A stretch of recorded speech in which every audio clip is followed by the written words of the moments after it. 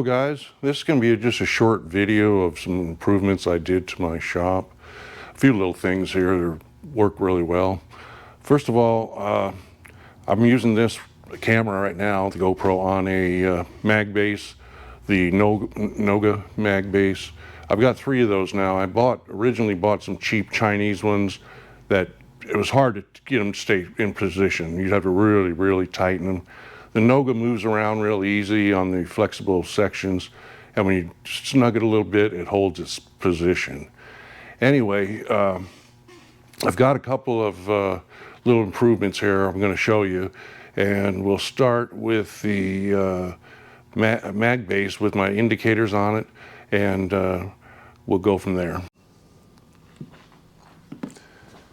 Okay, there's my mag bases with my dial indicators on them. One of them is a Starrett half thousandths, and the other is a Mitutoyo or 10th indicator. Anyway, you see the rubber hoses on top. Well, this shop is not super dusty, but it is a little bit, and I had them sitting over on my cabinet by the lathe with no cover over those shafts that run your needle on the face of the dial indicator. Anyway, they used to be sticky a little bit now and then. I put a little oil on, fine machine oil on the shaft, and then work it around up and down. Anyway, after a while, with that oil on there and the dust around the shop, it would collect on there and then make them start to be sticky. Well, I took the backs off and took a Q-tip with some rubbing alcohol and cleaned the shaft up completely, get rid of all the oils and dust and stuff off of them. Then I made these hoses. They're 3/8. I had a piece in our main shop of some silicone hose, and you stick it over the end. I put a bolt in the end of it to plug it, and they could have been a little shorter, but I just cut them and put them on there.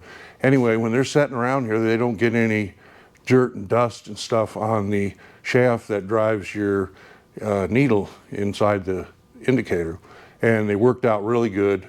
They are always free and clean and loose when I want to use them. So that's a little trick that you can do, and it really helps if you have any dust and stuff collecting in your shop, and clean your shaft up real good, and then cut a piece of hose and stick on there and keep them clean so they don't get dust. And, because I leave mine connected to my mag bases, and you could put them in a drawer in a toolbox of some sort and would stay pretty clean. But if you want to keep them out and all connected, you just put that piece of hose on there and it really works good. All right, we're going to go over to the lathe now. I want to show you a device I made for the tailstock that helps eject your MT3s in there. We'll get right over there in a second. Okay, this is a piece I made to eject your MT3s if they don't have a tang on them.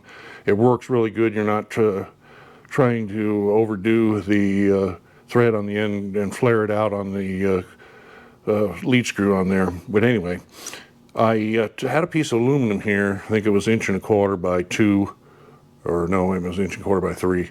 Anyway, I milled this all out. It's approximately 1.5 inches thick.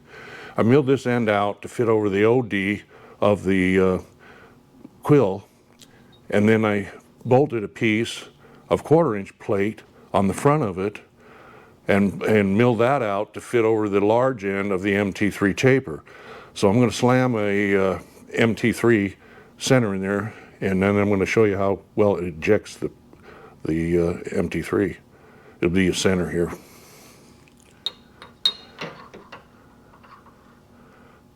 I got to get you down here a little bit.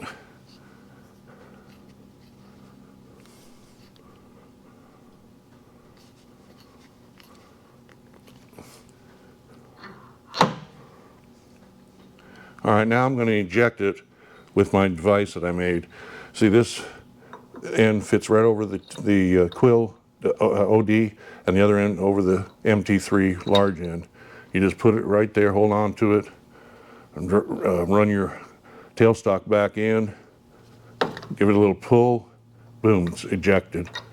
No beating on anything or prying or anything. It really works nice. It's real simple to make, especially with MT3s that don't have a tang on them back, where you can't reach them really when you go all the way back in with your quill. So this is really nice. I use this all the time, and it's real easy to use and make. Okay, this is one other improvement I made. It is a cover for your table on your milling machine. I just, in our truck shop, we have all kinds of mud flaps that are, ripped up and stuff a little bit, so I saved some scraps, and it's out of a truck or trailer mud flap, cut a piece to fit over your table, and they're cheap, especially when you get one for nothing, and it keeps your table protected, plus this rubber set stuff on it, really works nice, and it doesn't cost much, little to nothing, and it works pretty good. You cut out around your vise, the notches and stuff, and you got a nice cover for little to nothing. Okay, I forgot to mention that I took a couple still photos of my mount here on the Noga mag base. I took my lathe GoPro mount and I mounted it on here too, and I can really get a better swivel to the camera back and forth than on the typical plastic GoPro mount. So this works good. It's a universal mount that I made for the lathe and for the mag base. A little bit of work on it, but I'm really happy with it. I can use this on anything that I want to mount the camera to. All right, we're gonna leave from here, and we'll see you on the next video.